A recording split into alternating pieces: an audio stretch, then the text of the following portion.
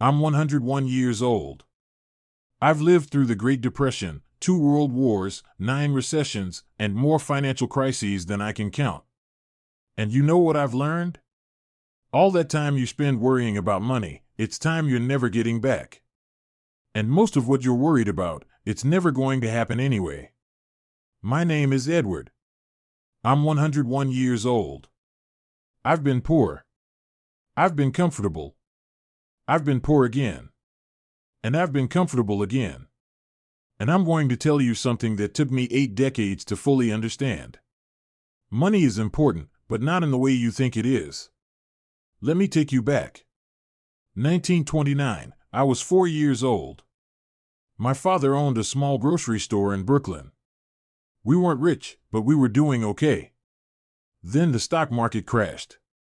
Within 6 months, my father lost everything. The store closed. We moved into a one-room apartment. I remember my mother crying at night, trying to stay quiet so us kids wouldn't hear. My father was 35 years old, and he spent every single day for the next 3 years terrified. Terrified we'd lose the apartment. Terrified we wouldn't have food. Terrified of everything. That fear, it consumed him. He stopped sleeping. He stopped smiling. He was so worried about keeping us alive that he forgot to actually live. By the time things got better, by the time he found work again, something in him was broken. He never got that lightness back. He worried himself into an early grave. Died at 58. Heart attack. And you know what haunts me? The things he was so afraid of, most of them never happened. We never went hungry. We never lost that apartment. We survived. But he spent 3 years in absolute terror of a future that never came. 3 years he could have spent holding my mother. Playing with us kids. Living. Instead, he spent it paralyzed by fear. And that's what I see when I look at people today. That same fear. That same paralysis. You're worried about money. I get it. I've been there. But let me ask you something. What are you actually afraid of? Really? What's the worst thing that's going to happen? You think you're going to end up on the street? You think you're going to starve? In this country, in this time, with the safety nets we have now, that's probably not going to happen. But even if it did, even if the absolute worst case scenario came true, you'd survive it. I know because I've seen it. I've lived through times that would break most people today. And we survived. We adapted. We kept going. Here's what I learned. Money is a tool. That's it. It's a tool to help you live. But somewhere along the way, we flipped it. We started living to get money. We started sacrificing the living part for the tool. That's backwards. That's insane. I've had friends, good people, brilliant people, who spent their entire lives chasing money. Building portfolios. Watching the stock market. Worrying about retirement accounts. And you know what happened? They retired at 65 with plenty of money, and they were miserable. Because they spent 40 years putting life on hold. They didn't take the trips. They didn't spend time with their kids. They didn't do the things that make life worth living. They saved it all for later. And then later came, and they realized they'd forgotten how to enjoy anything. I've got a friend, he's gone now, his name was Thomas. Smart guy. Engineer. Made good money. He was obsessed with his retirement fund. Every dollar he made, he put half of it away. Lived in a tiny apartment even though he could afford better. Never traveled. Never bought anything nice. Always said, I'm saving for retirement. I'm going to live like a king when I'm 65. You know what happened? He had a stroke at 63. Spent the last 15 years of his life in a nursing home, half paralyzed, unable to speak clearly.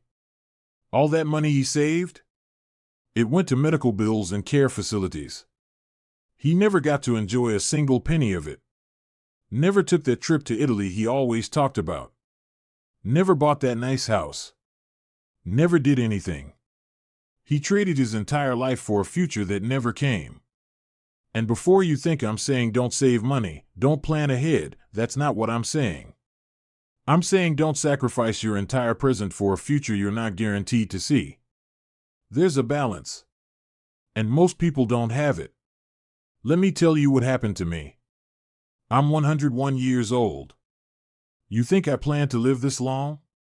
Nobody plans to live to 101. I thought I'd be dead at 70. Then 80. Then 90. I kept thinking, this is it. This is my last year. And I kept waking up. Still here. Still kicking. When I was 75, I had some money saved up. Not a lot, but some. My wife had just passed. I was alone. And I thought, you know what? I'm going to spend it. I'm going to do the things we always said we'd do someday. So I did. I went to Ireland. I went to Scotland. I bought a nice record player and a whole collection of jazz records. I took my grandkids on trips. I spent money on experiences, on memories, on living. And people thought I was crazy. Edward, you're going to run out of money. What are you going to do when you're 85 and broke? Well, I'm 101 now. And you know what? I'm fine. I'm not rich, but I'm fine. I live in a small apartment. I have enough. And I have 25 years of memories that I wouldn't trade for any amount of money in the world. Here's the thing about money. It's not real. I mean, it is real. You need it. You need to pay rent, buy food, keep the lights on. But beyond that, it's just numbers. Paper. Digital zeros on a screen. And we're sacrificing real things, time, health, relationships, experiences, for these numbers. It's madness. I'll tell you what's real. The morning I spent walking through the gardens in Ireland with my granddaughter. That's real. The night I stayed up until 3 a.m. listening to Miles Davis on my new record player, just sitting there in the dark, feeling the music. That's real. The look on my grandson's face when we saw the Grand Canyon for the first time. That's real. Those moments, those are what I think about now. Not the money I spent. The memories I made. And here's the cruel irony. The people who worry the most about money, they're the ones who enjoy it the least. They save and save and save, and then they're too scared to spend it. They're too worried about running out. So they die with full bank accounts and empty lives. I'm not saying be reckless. I'm not saying blow all your money on stupid stuff. I'm saying live. Budget, yes. Save something, yes.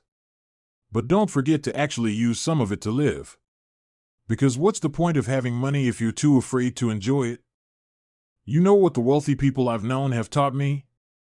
The truly wealthy ones, not the rich ones, the wealthy ones, they understand that money is meant to flow.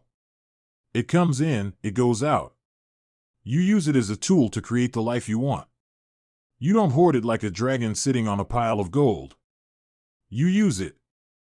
I had a neighbor once. Very wealthy man. Made his fortune in real estate. And he lived simply. Nice house, but not a mansion. Nice car, but not a Rolls Royce. But you know what he spent money on? Time with his family. Experiences. Education for his grandkids. Helping people. He told me once, Edward, money is like water. If you hold it too tight, it slips through your fingers. But if you let it flow, it nourishes everything it touches. That stuck with me. Now let me talk about the fear. Because that's what this is really about, isn't it? You're not worried about money. You're worried about security. Safety. You're worried about being okay. And I understand that. I've been there. But here's what I learned. Real security doesn't come from your bank account. It comes from knowing you can handle whatever comes. It comes from resilience. From adaptability. From community. During the Depression, we didn't have money. Nobody had money. But we had each other. Neighbors helped neighbors.